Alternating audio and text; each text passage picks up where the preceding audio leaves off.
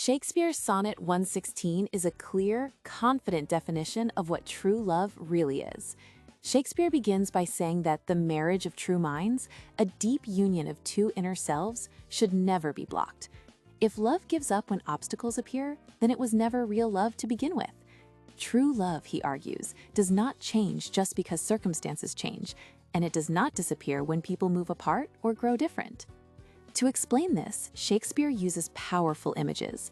He compares love to an ever-fixed mark, like a lighthouse, that stands firm while storms rage around it.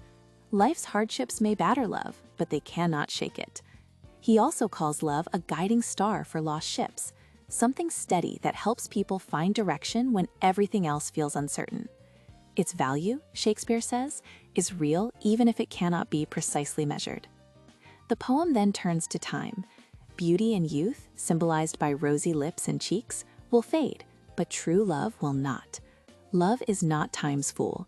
It does not weaken with passing hours, weeks, or years, and it endures right up to the edge of doom, meaning the very end of everything. Shakespeare finishes by staking his entire reputation on this idea. If he is wrong, he says, then he has never written poetry, and no one has ever truly loved. The tone is calm, serious, and certain. Sonnet 116 does not twist or surprise. It simply builds one unwavering argument.